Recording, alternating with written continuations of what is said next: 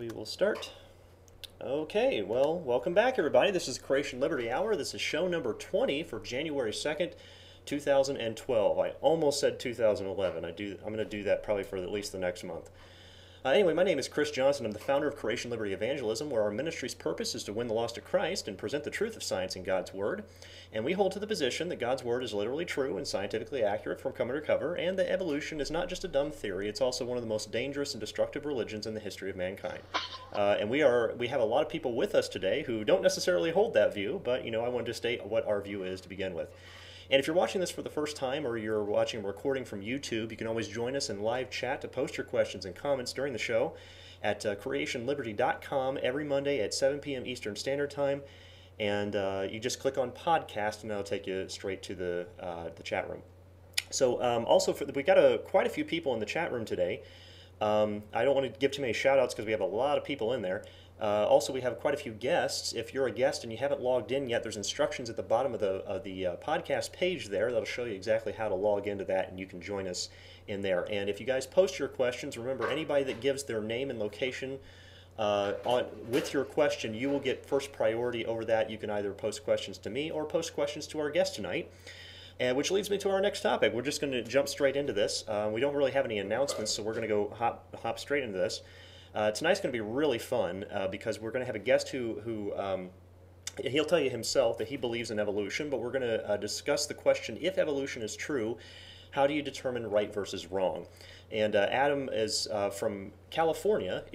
Recently he joined our discussion group and has kindly accepted our invitation to join us live on the show today. So Adam, welcome to the show. Hello, how are you? Yeah, we're doing great, you have to let everybody know where you're at. Well, I live in Fresno, California. You're gonna have to excuse me. I went back inside because it was just getting really cold outside. Yeah, I bet. And I just want to know, can you hear me fine? Yeah, we can hear okay. There's some background noise, but we can still hear you.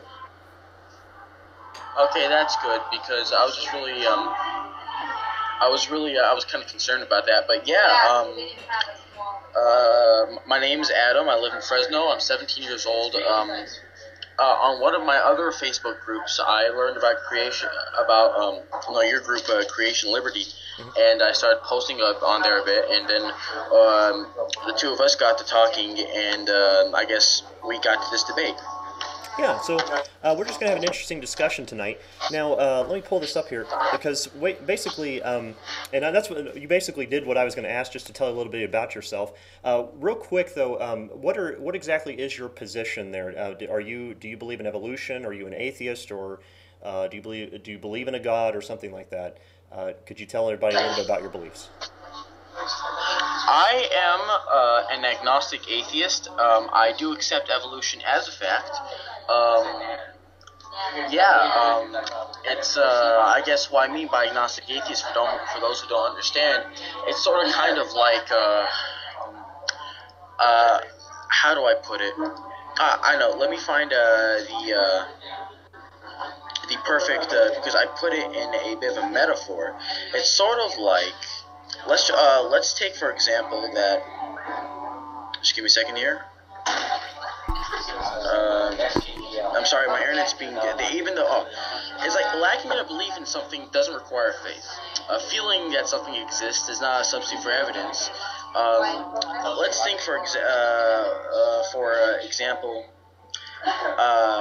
atheism and agnosticism often go together, and atheism is not making a claim that God does not exist, but merely involves a lack of a belief in God. For example, is there an elephant in your bathtub?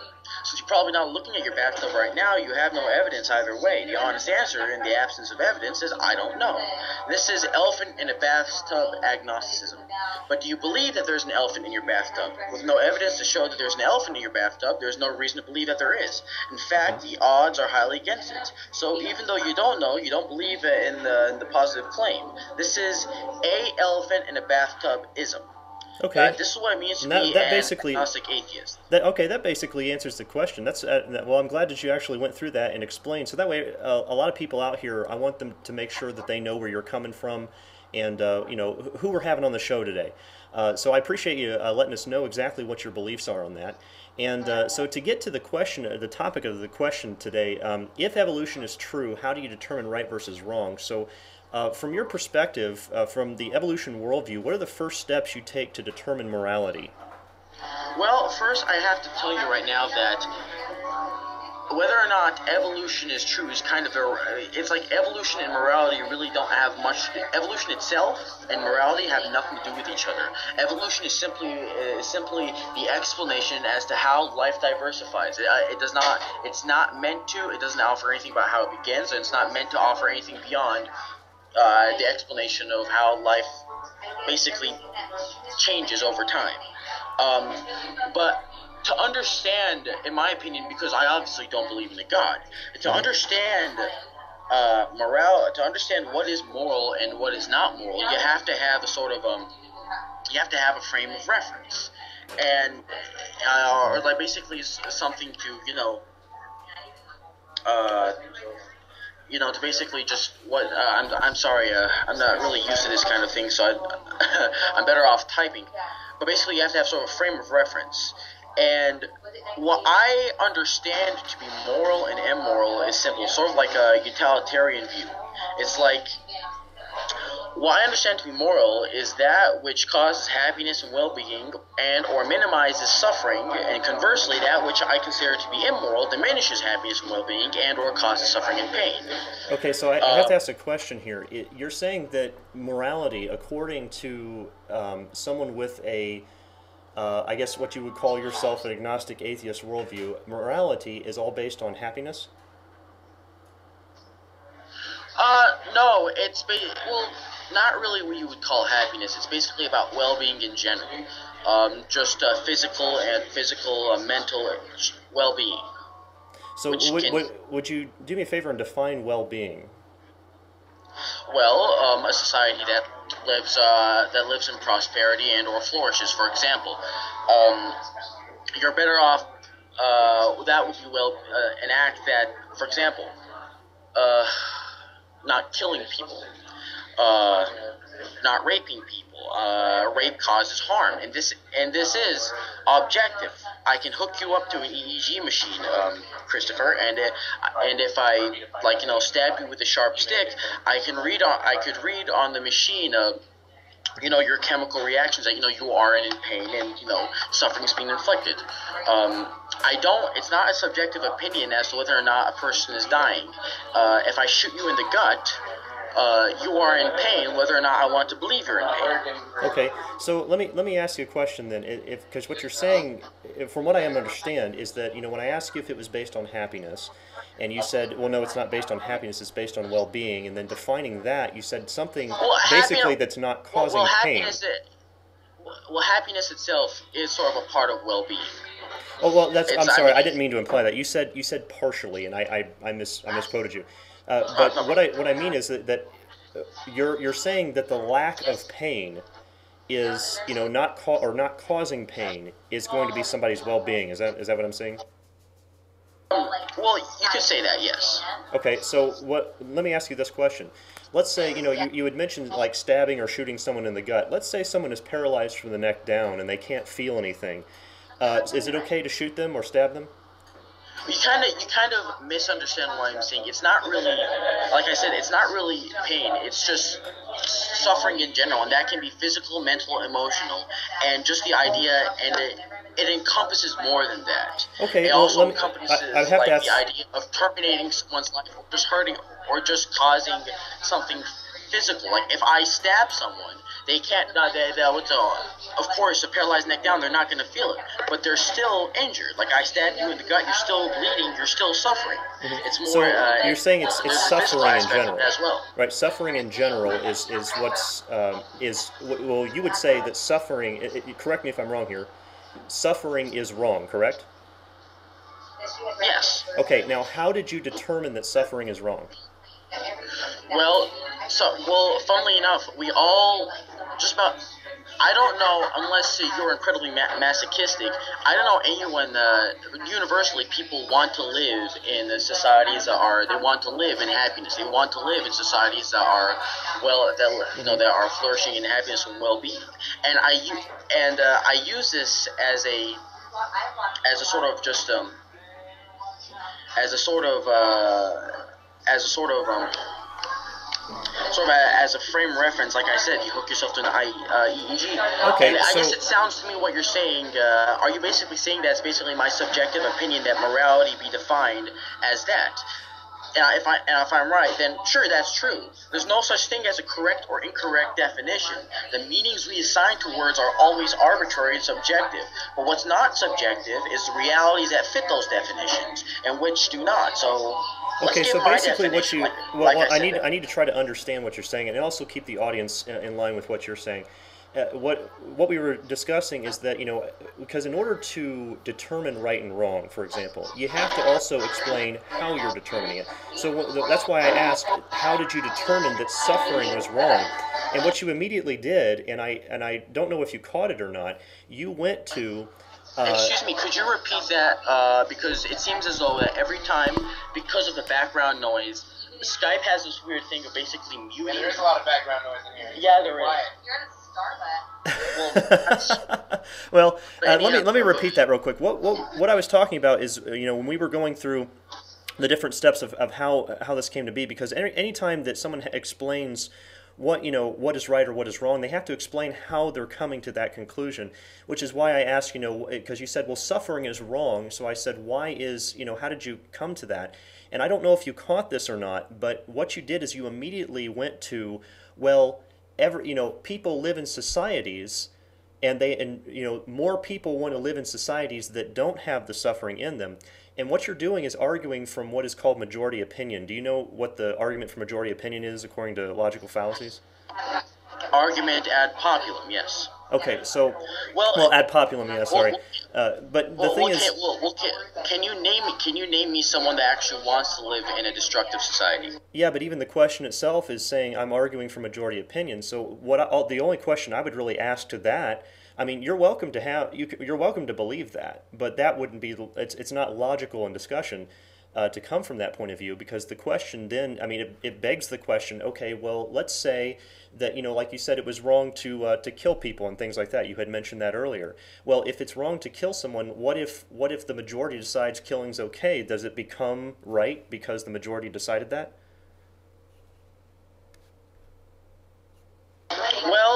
Well, then if that happens, then let's just for the example that all of a sudden they decide rape and murder is fine.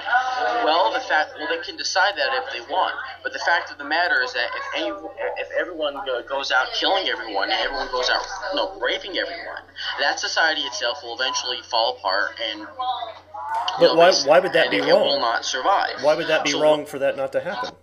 Because automatically what you said is that, if you notice what you said at the end there, that you said if they won't survive if they go out and do these things. But at the beginning you said whether or not evolution is true has nothing to do with the argument at hand. But here we're going back into a survival thing now as the basis of whether or not something is right or wrong. Okay, I'm sorry, could you repeat that? Well, I'm saying that what you said at the beginning was that evolution, it has no basis on whether something is right or wrong. It just depends on your frame of reference. But now you're going into, I mean, what you said at the end there, you're saying, well, if these people do this, then they're not going to survive, which is going back into evolutionary definitions. So maybe there's something I'm not understanding here.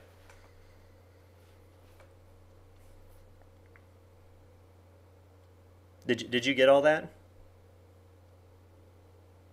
Yeah, I did. It's just I'm gonna mute. Just every time you talk, I'm gonna mute my microphone so that I can hear you. Because whenever there's a lot of noise, Skype basically mutes you, so we can't really talk over each other. Oh, okay. Because there's a lot of noise, I'm basically not gonna be able to hear you. So it's gonna take me a bit. So I guess you could say it's not really.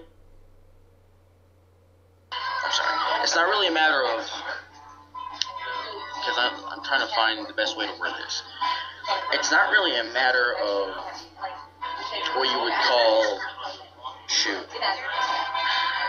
I wouldn't really say that really goes back to evolution per se, but I guess maybe the best answer I can think of Well, right now.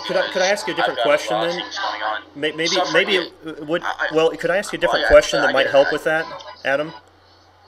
Can I ask you another question that might help with that? If I ask you the question, Sure. why is it? Because if you're saying that suffering is wrong, that's one of the things that you've said is defined.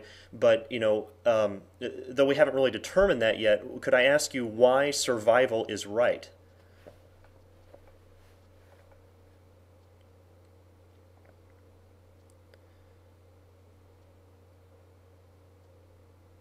Still with me?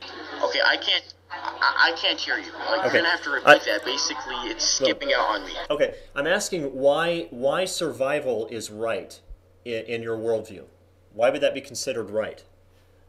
I mean, what would be wrong if a society if a society was wiped out? Why would that be wrong necessarily in the evolution worldview? I forgot I'm talking to the wrong mic. The mic for him's up there.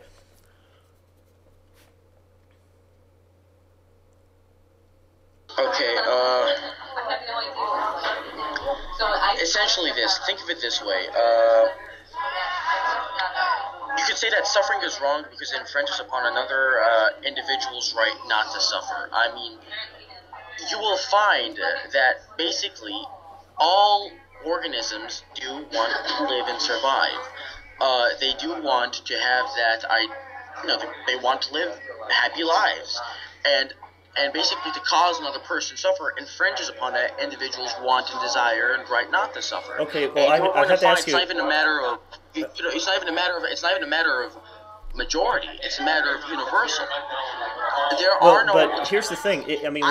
When you're talking about how just like what you said, and this is a little confusing to me because when you said that there are, excuse me, I'm losing myself here.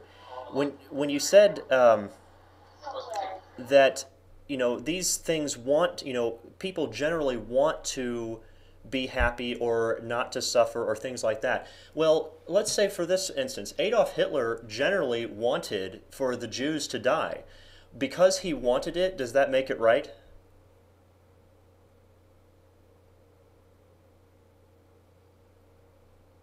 So are you okay? We're going into Godwin's law. So you're basically saying that because Hitler wanted. I didn't say that, but that if someone wants something, it makes it. Repeat your question. Well, I was saying that what you had said earlier was they said, well, I was asking, and the flow of conversation has been, I asked, why is it, right for people to survive or things like that? And you said, well, a lot of organisms want to survive. So I said, well, if, you don't have to take Adolf Hitler, you can take anybody you want. You can take, Stalin. Why did, he thought it was right. He wanted to kill millions of his own people. So was it right because he wanted it? Well, obviously not. No, because well, first off, Hitler himself had some very misconstrued ideas about pseudoscience and what race actually was. He didn't even understand the term Aryan was. Hitler himself was incredibly misguided. But just because Hitler thought it was right, it doesn't even make it right. Okay, so do you see how people wanting, like if you said they want to survive, that has nothing to do with right and wrong?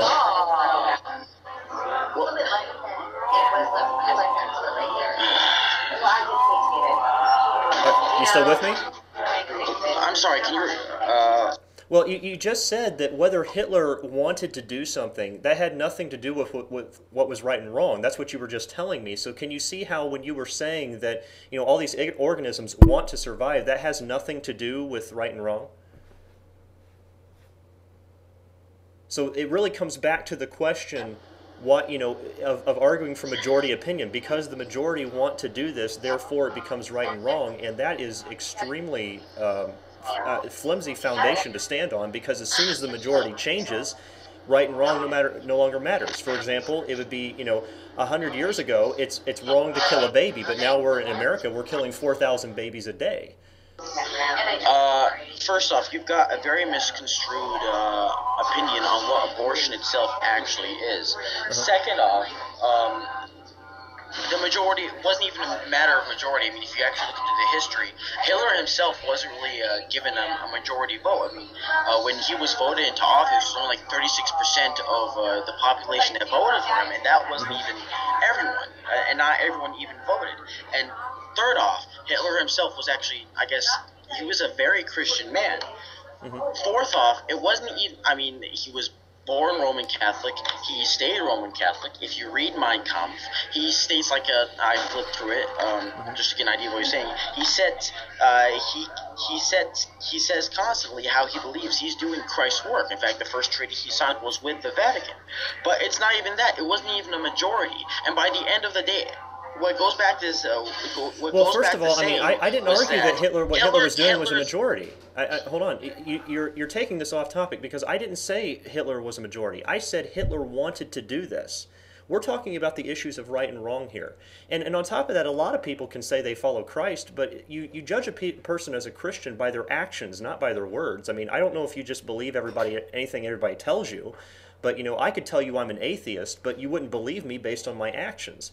So the point being is that we're discussing the right and wrong issue. Where is that coming from? And that's kind of getting off topic because I never said Hitler was a majority. I just said he wanted to do this, and he made laws that permitted Jews not to be persons. And the reason I brought the abortion thing is because there are laws today that are considered the fetus not to be a person lawfully, so it's okay to kill him, just as Hitler did with the Jews. And I can show you where he legally made it to where they would not be legally persons, and he could do that. So the purpose of this was not to talk about abortion. The purpose was just to point out that he wanted to do these things. So does it make it right because he wanted to do it?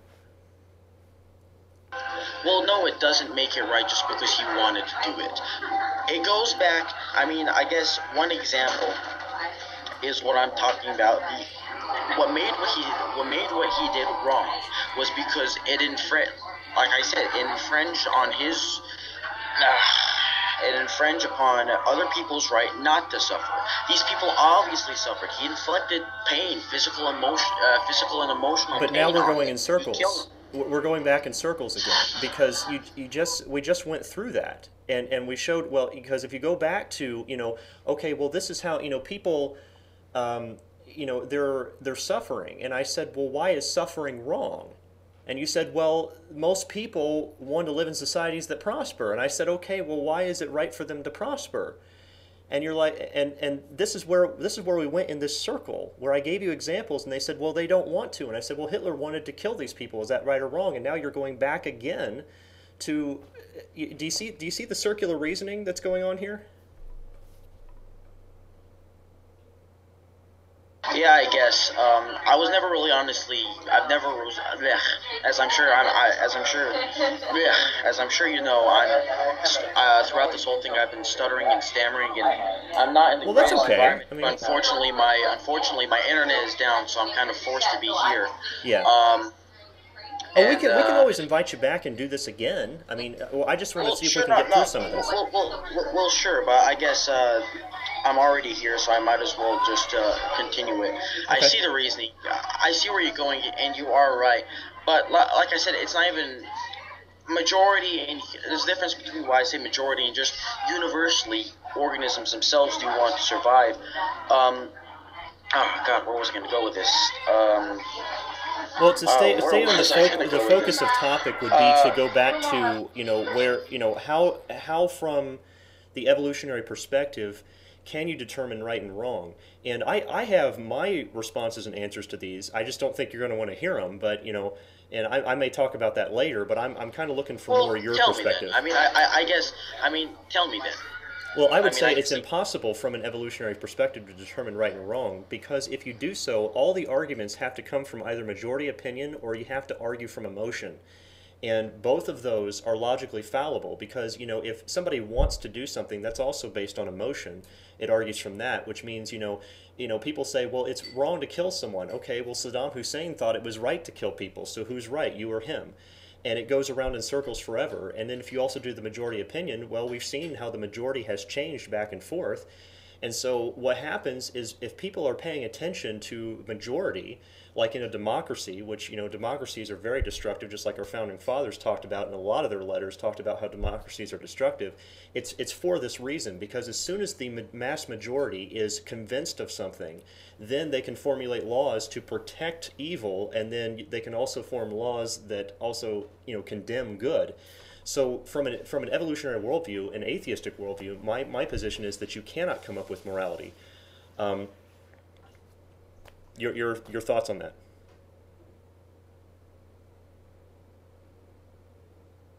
Okay, give me a second here, just for a second. Just trying to get everything all worked up. Okay, Aaron, if you want me to take a moment, no. if you want me to take a moment, I can continue a little bit more to give you time until you want to respond. Would you like me to go ahead? Sure.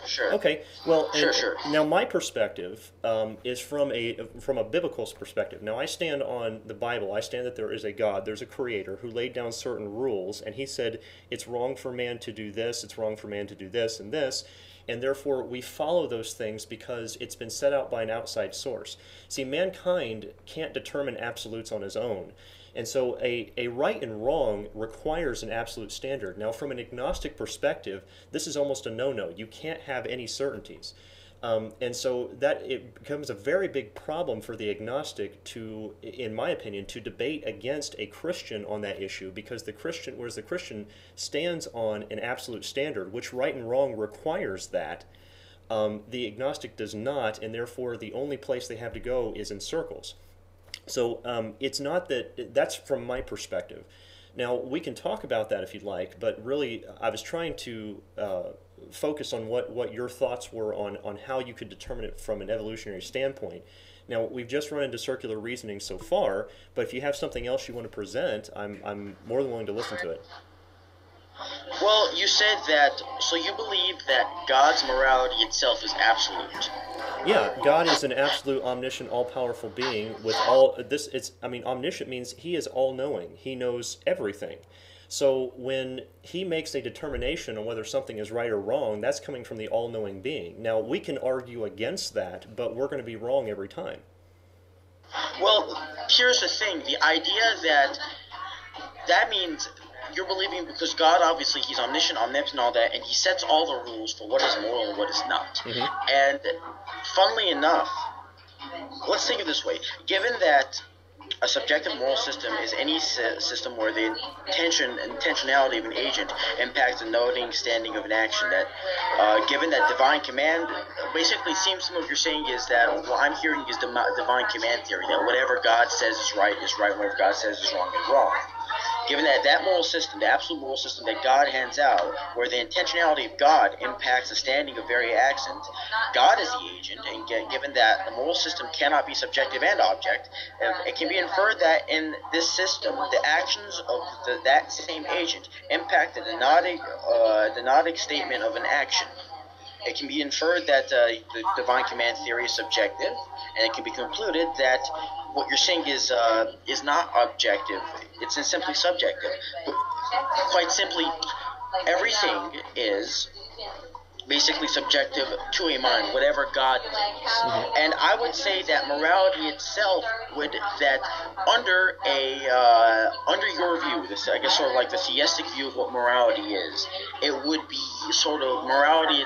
Words like good and bad, moral and immoral would become meaningless, and morality itself simply becomes arbitrary, because morality is simply whatever God commands it to be. And the thing it's is, not so much whatever God commands it to be. I think that's kind of a misconception, what you're talking about there, because what happens is when God says something, it is truth. It's not what God's think or God's opinion is this. It's what is the truth. And the thing is, we as, finite, very unintelligent creatures who think we're all-knowing and all-smart, we read a book that God writes out what His law is, okay? Now, of course, we have Jesus Christ, which, there's the whole New Covenant thing. We could talk about that if you wanted, but the thing is, if He writes down a law and mankind disagrees with it, who's right? Well, basically, I just want to get back to what you first said. The idea of truth. Well, God Himself, like you said, is omnipotent and omniscient. So, and of course, omnibenevolent, which is kind of contradiction there. But we can get into that later. I'm sorry.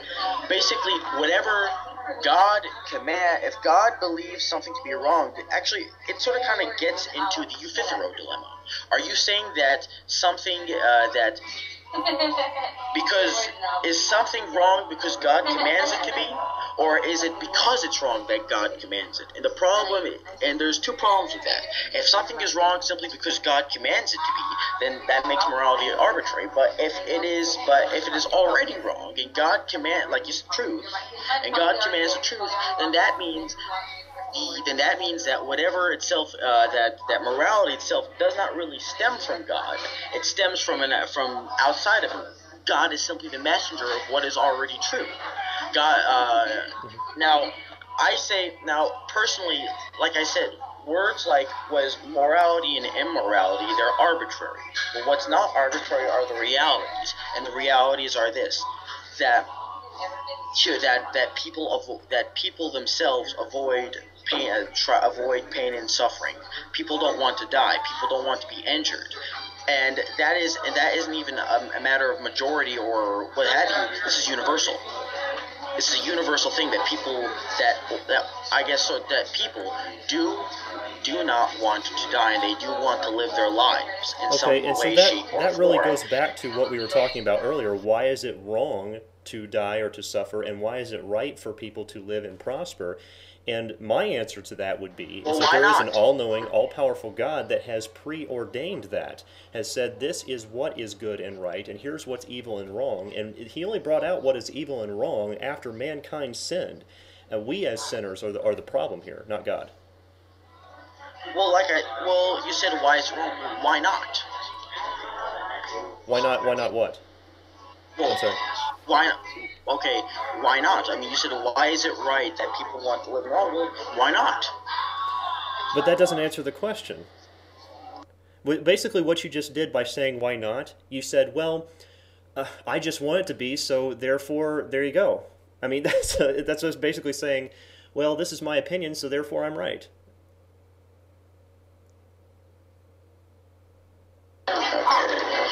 Well, basically, you simply just you've offered your own subjective opinion to defend what you think is right or wrong. Even if Christianity were true and God has an objective nature with objective commands, it doesn't mean that it's right to follow those commands unless that's how you're defining what is right. And even if we did agree to define even if we did agree to define right in this way, I don't care in following it because I don't believe in God, and why would I be? I just want to maximize my fellow man's and you know the Bible happiness, says that you don't want it too, right? If we really wanted to degenerate into this conversation, and I don't think we're trying to, but if that's what's going to happen, into verbal real estate over what's right and wrong, whatever. But that's the entire point of the discussion was to discuss morality. But you can take those words, right and wrong, moral and immoral, and I'll just find some other arbitrary definition for what I mean. That is actually rather useful. I can say I'll take the word guba. All right, that which I define to be guba is whatever maximizes human suffering in fashion, and basically we take my definition, and that's guba, and that which is unguba is that which does not do that. So let me get this straight though. What basically by the example you just gave, you're saying that whatever is right or wrong, whatever is good or evil, whatever is moral or immoral, is all based on your imagination? No, it's not based on my imagination. It's based on observable realities. But the words we use to refer to these observable realities are arbitrary by definition. Okay, so now what I want to know is what are the observable realities you use to define right and wrong? Because that goes back to our original question. If evolution is true, how do you determine right and wrong? Basically, the observable realities are this: that people do want to live in happiness. That universally, universally, Now, all humans now, do now, do want you to see? live in a constructive society, and they do want to survive. Do you I see mean, how though? I don't see Hold on a why, second. I don't see why wanting to live is right is actually really relevant to the question. Yeah, but here, I see hold that. on a second. Okay, This people, is this is the the fact question is how do you that determine it? Now look at what you did. This is the third time we've gone down this path, and we've already shown, and you admitted earlier, it was circular reasoning. So as soon as you start down this path, it becomes circular in the end. And to have logic, you have to have a direct line of sight. And so when the Christian goes into the logical path, there is an end. God is the creator of these things, and it boils down to where we are today. But when you go through the atheistic view, it goes into circular reasoning. So, from my perspective, what I see is that people were looking for a logical choice. They would choose the Bible, which does have the possibility of being true, much more than a circular reasoning.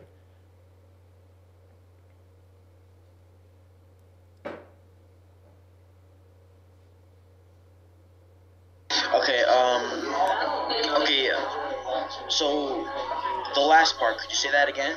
I'm sorry, the internet's being weird That's here. okay. It's all right. I completely understand. If what I'm saying is that if there is the Christian worldview from the Bible hits a straight line of logic, okay, and what happens with the evolution worldview, what we've just demonstrated, because this is the third time we're starting to go down this path of circular reasoning, it ends up in circular reasoning. So the thing is, if an atheist or an evolutionist was looking for logic, from my perspective, I would say it would be more logical to choose the Christian worldview over the atheist worldview if they want to avoid circular reasoning.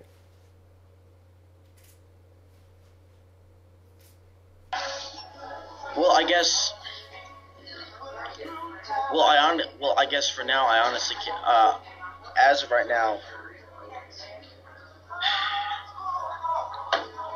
I'm trying to. I mean, I don't. You're not. You're honestly. At least to me, you're not really making much sense. Okay. I mean, in what area didn't I make sense on? Because I don't always say things the right way every time, So sometimes you got to point out if I didn't make sense somewhere. You got to, tell me that.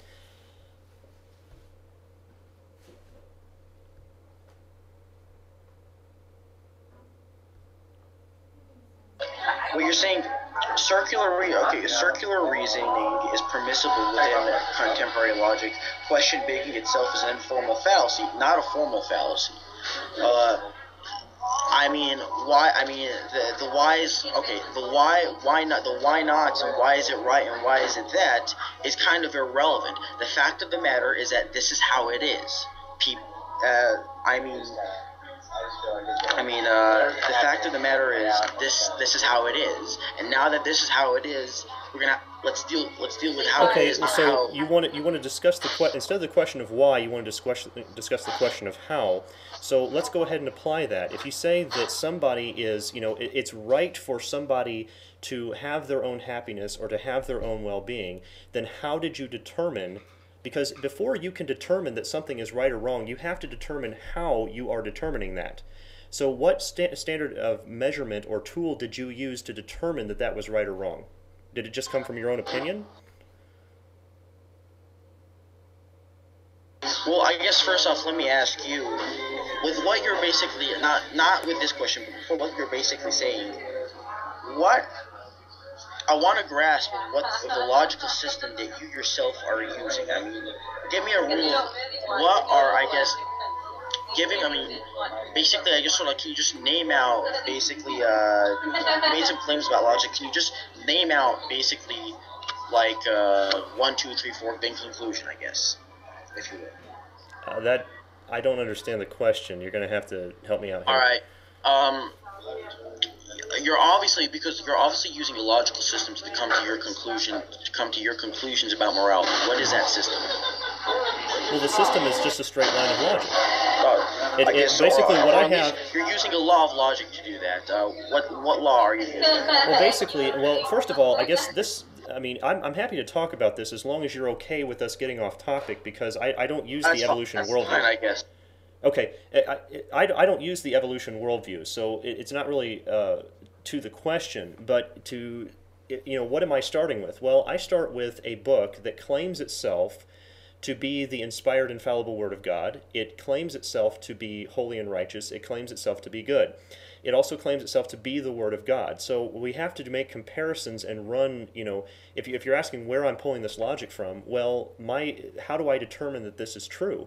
Well, when 30% of the book is prophecy, most of which has come to pass, and we're just waiting for the last few bits of it to be fulfilled, I would say that is an extremely accurate book, and not just accurate, it has to be beyond the powers of mankind. It has to be divine, because it goes outside of time in order to predict things with such detailed accuracy. It's almost, it blows your mind how it does this. So from a book that would do such a thing, I would go ahead and say, wow, that is true, and if that is true, that must mean the rest of it is probably also true from God as well. So there are certain, there's a certain assumptions that everybody makes when they start these lines of logic, but the line of logic that I would come to is this book says it, this is from the Word of God, it's a communication straight from Him about where the beginning is, where evil entered the world, and since He knows where evil entered the world and He was there when it happened, and we also have eyewitnesses who were there when it happened, and they gave their testimony. I'm simply going from an eyewitness account that has been passed down from generation to generation so we can know what happened at the beginning and where right and wrong came from. Now, from the evolutionary perspective, they have to believe that certain feelings evolved in certain people in different ways, and these feelings, could be at random. They would have to believe that. They can't believe that everybody is going to believe the same things or feel the same way. So it either becomes from a feeling of emotion or a majority, whereas with the Bible we can have an absolute standard, a thus saith the Lord, that nobody can really question because God is outside of time and He is the creator of all mankind, so He should know mankind's hearts better than they do. Okay, on what basis are you believing that the Bible itself is true? And it goes back to what you're saying. It goes back to what I was saying, that basically God Himself, one could say that God Himself created evil, or God Himself witnessed evil. But this idea of morality is basically coming from God.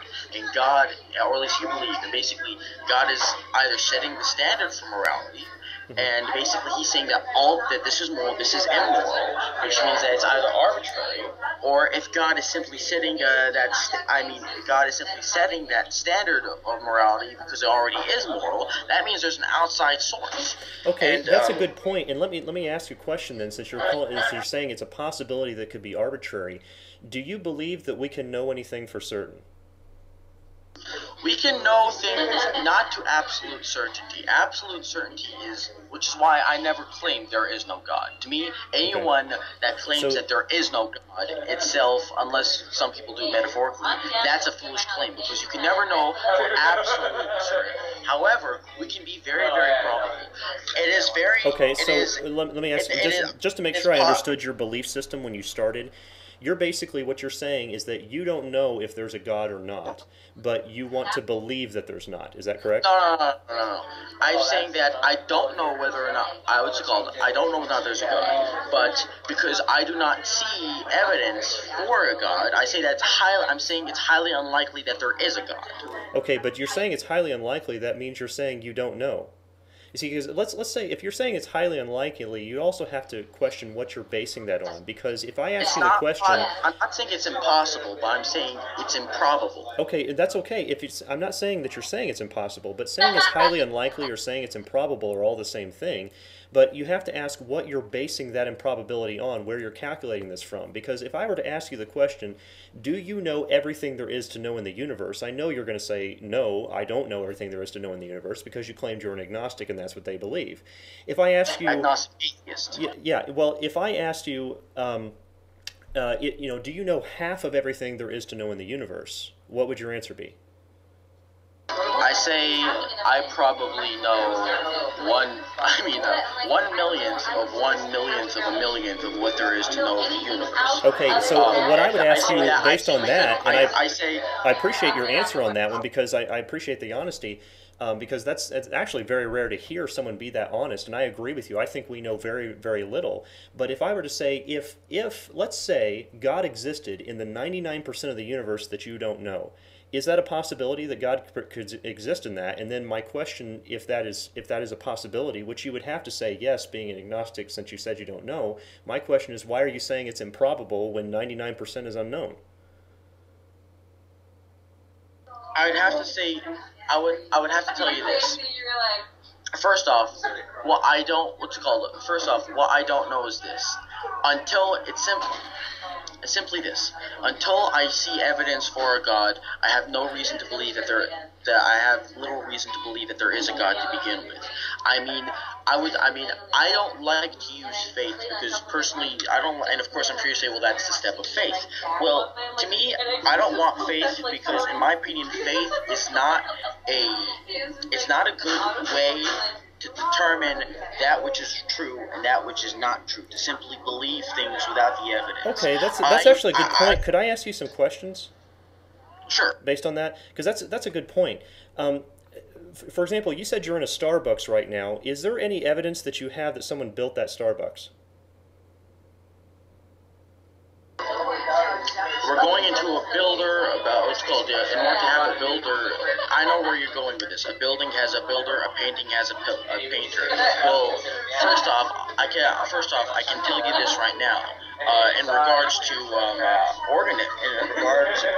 organisms, unlike buildings and paintings, organisms themselves are self-replicating. Like, take a look at cells. And this is sort of kind of going. There are many. First off, there are theories which are founded with good evidence on how planets are formed.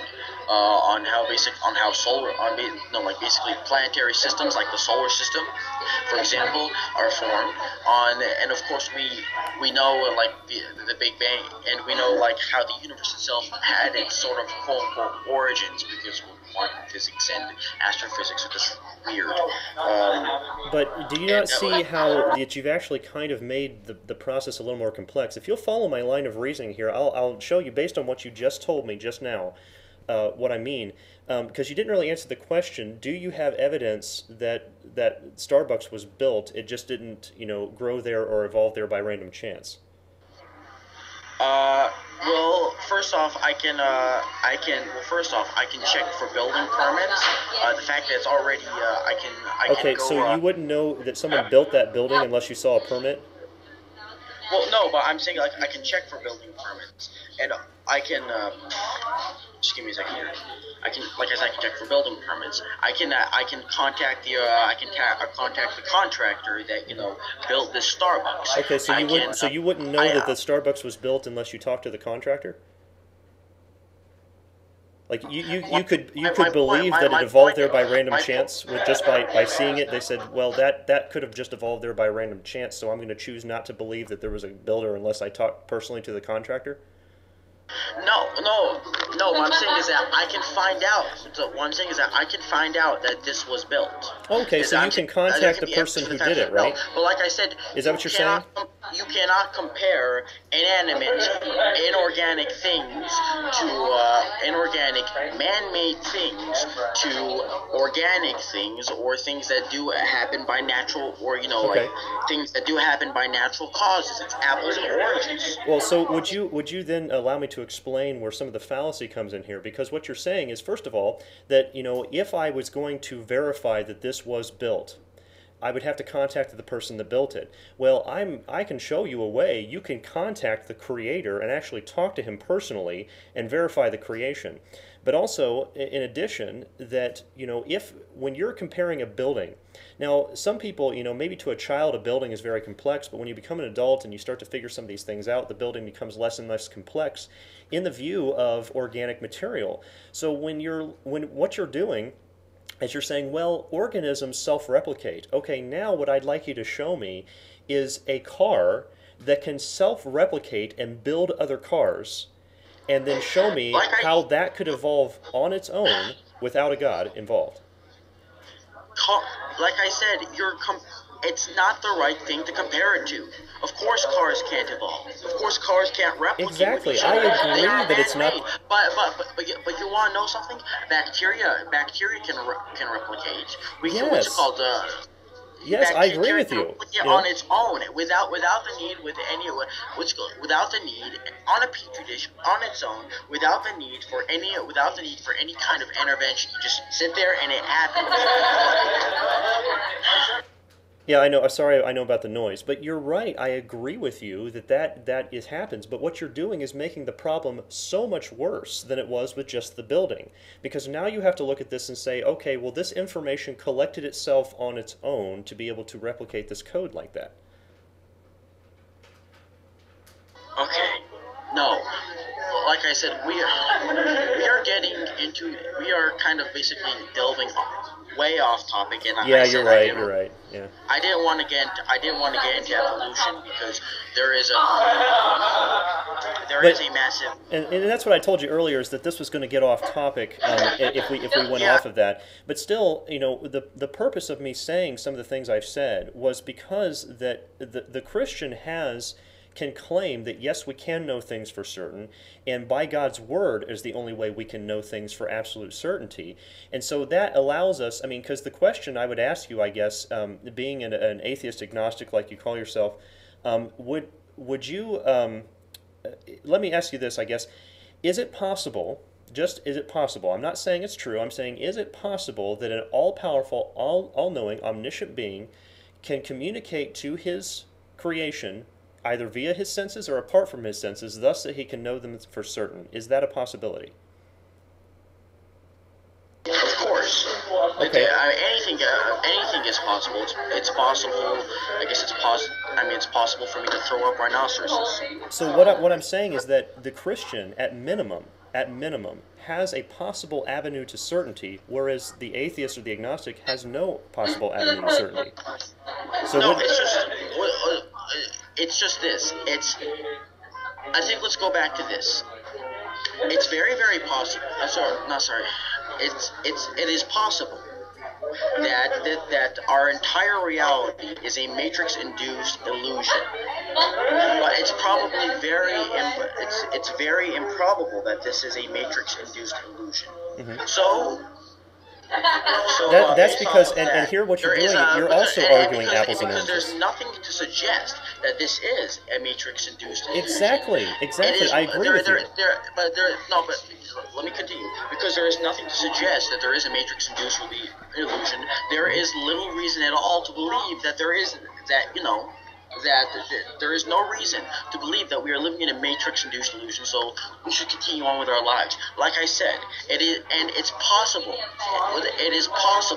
that we can communicate to God, by praying or wishing. But it is highly improbable. But it is so highly improbable that we can communicate to God and God will respond back. And because of that, because it is so highly improbable, and because there is no evidence to indicate that we can do such a thing, there is no reason to believe that such a thing is possible. Okay, so let me ask you a question real quick, because you said that there's no evidence for that whatsoever. Now, for something to be, a complete illusion, make up whatever you want. The atheists always talk about the flying spaghetti monster and things like that, that there's no reason to, believe in that kind of thing because there's no evidence for it. But at the same time, what I was telling you is that there's tons of evidence for the biblical claims of the Bible, and I could say there are millions of people around the world that say prayer actually works, and so there's eyewitness testimony. Now, whereas we have no evidence for the flying spaghetti monster, we do have eyewitness testimony, and we do have records that it does work. So I don't understand why you're claiming that there's no evidence for that. My mother is a very devout Muslim who does her 5 prayers a day, who reads the Quran all the time, every day. Okay, I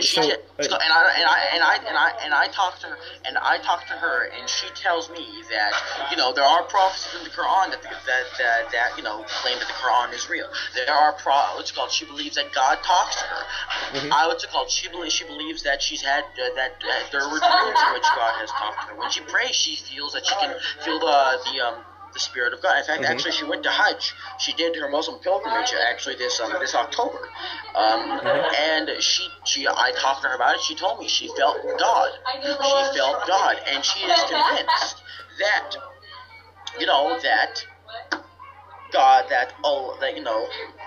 Allah, God, and she's convinced in Islam and all that stuff. So she's convinced that prayer works. Is that because since we were on that topic, she's convinced that the prayer works, and so would you consider that evidence?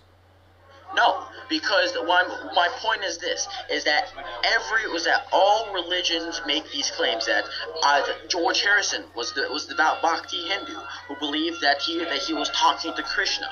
Let's see, there are oracles for Vishnu and Shiva. There are people who were in China. There are still people who worship their ancestors. By the end of the day, anecdotal eyewitness testimony is simply this: Chris, you can tell me that you believe that you talk to God, or at least you pray to God, and you believe that God answers your prayers. You can tell me that you've seen miracles. You can tell me all these things. By the end of the day, and I have no doubt in my mind that you really believe this, and I don't think you're lying at all. Quite to the contrary. But I have no reason to believe you because you cannot show me. The thing is this: if you cannot show me that this is happening, like I can't watch you talk to God, and if I can't hear God or something like that, if you cannot show me, that's something that I can assess, something that I can test, something that I can show to be falsifiable and true, then that means it is belief, it is faith. You are simply believing that you are talking to God, and there's no way that anyone else but you can know, and it is not knowledge, and therefore no one else really has a reason to believe you. Exactly. Just as where you said the Starbucks, may or may not have evolved by chance unless you actually contact the person who built it. So that's what I would encourage you to do, is to actually contact the guy who created everything. And so, if you believe that your mom is not really is worshiping a false god, I mean, that might be true, but no, Starbuckses are not living organisms. You cannot compare them to living organisms. It is. I agree. I think Starbucks are not living organisms. I agree with you on that one. And you cannot compare them to them because it is an entirely different scenario. Of course, we can obviously show that this Starbucks was built, but I can we're going off topic. Okay. Well, I mean, I didn't want to take you off topic. Yeah. I mean, I didn't think we'd be going. I thought we'd be diverging a bit, but I didn't think we'd be going this far. I guess let's go back. Okay, how about this? Well, I'll tell you what, Adam. We're really actually running out of time for the show. We're going to have to hang up with you here in just a moment. But what I did want to do is thank you for coming on and let you know that this is not it's not personal. I'm not personally attacking you. Obviously, I guess I'm just feeling, a little frustrated because I think we went over this like 3 or 4 times. I realized that what I'm trying to say is that you're basically making a bad analogy, and it doesn't really work that way. Okay, well, I mean, the thing is, the topic today was the right or wrong issue, and I think we determined that there was circular reasoning coming from the evolutionary viewpoint on this. No, I think, I wouldn't really say that. I think, like I said, you said that earlier. Well, yeah, I'm saying what I was saying was circular reasoning, but there is, I had this argument panned out in my head, and I'm at Starbucks. I'm kind of nervous because I've never done this before. Why don't we set this up again later? Yeah, basically, I would like. I have a friend that wants to do this with you next week, or unless you want to do this again. Unless you want to actually. Well, he would have to get in contact with me. I'd be happy to bring him on the show, but he'll have to talk with me first. If you want, we can continue this. You and me, we can continue this discussion for another hour or so. Unless of course you're constrained with time, because I know that the show itself should be over, but I know that.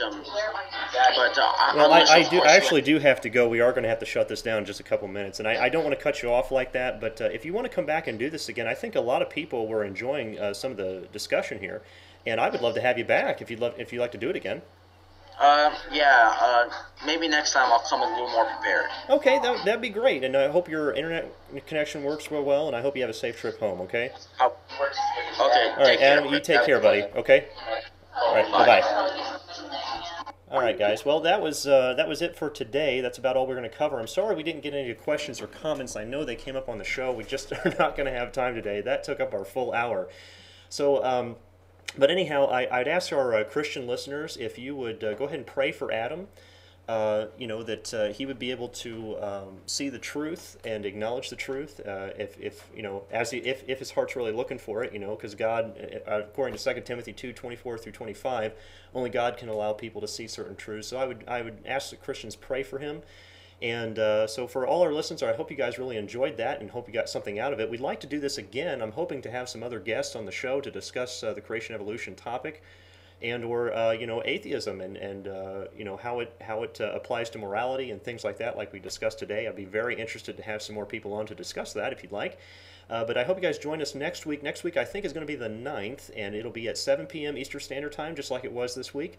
We'll go ahead and leave the chat open. If you guys want to keep talking for a little while afterwards, you're welcome to do so. But join us at creationliberty.com next week. Click on podcast and join in the live chat with us, and we'll see about possibly, if we have Adam on again, we can actually get to some questions this time. I'm sorry we didn't get to those today. So anyway, you guys have a nice night. We'll see you next week.